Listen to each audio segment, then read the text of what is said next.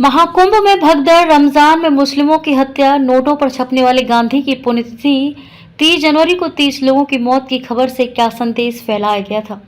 जितना प्रचार प्रसार भारत के प्रसिद्ध महाकुंभ का पूरे विश्व में हुआ, उससे भी ज्यादा कुंभ में मची भगदड़ का दुष्प्रचार हुआ। बद इंतजामी करने वालों ने अभी तक अपनी गलती भी नहीं स्वीकारी। शासन प्रशासन दो की जगह एक ही जगह भगदड़ होना बताते रहे, जबकि सूत्र बता रहे हैं कि उत्तर प्रदेश में शासन प्रशासन द्वारा झूठ बोलकर सच छुपाना आम बात है। पूर्व में भी मुस्लिमों के पवित्र रमजान में अतीक अहमद और उसके भाई अशरफ की हत्या 15 अप्रैल 2023 को की गई थी। इसके बाद मुख्तार अंसारी की संदिग्ध मौत भी रमजान के पवित्र महीने में ही 28 मार्च 2024 को हुई थी। हिंदू और मुस्लिमों की मौतें उनके ही मुख्य धार्मिक और आस्था के दिनों में कभी बद इंतजामी से तो कभी इंतजामी से होना, और फिर पूरे विश्व में ये चर्चा फैलाना कि हिंदुओं के भगवान हिंदुओं को नहीं बचा पाते और मुस्लिमों के खुदा मुस्लिमों को नहीं बचा पाते। इस तरह की घिनौनी हरकत अंग्रेजों के सिवा ना कभी किसी ने की है, ना आज कर रहा है। भले ही आपको अप्रत्यक्ष रूप में योगी और मोदी इस काम में लगे प्रतीत हो, परंतु अंग्रेजों की इस तरह की साजिशें आजकल ही होने लगी हैं। ऐसा नहीं है, इस तरह की घिनौनी योजना तो तब से चल रही है जब भारत में पहला अंग्रेज वास्को डी गामा 1498 में भारत को गुलाम बनाने आया था। इस तरह की घटनाओं से अंग्रेजों द्वारा आज भी हिंदू मुस्लिम के धर्मों को तो बदनाम किया ही जाता है, जबकि इसका फायदा अंग्रेज मिशनरियों द्वारा उठाया जाता है।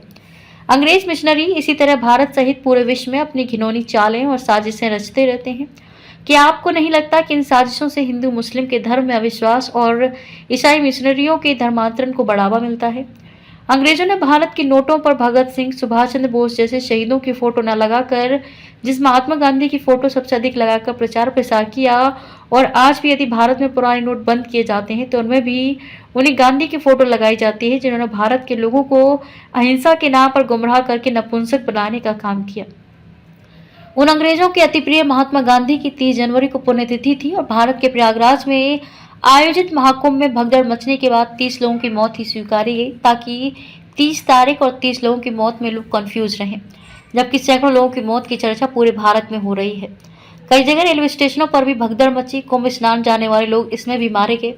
सवाल यह है कि जब इंतजाम नहीं कर पाते तो जनता को मरने के लिए क्यों बुलाते हो?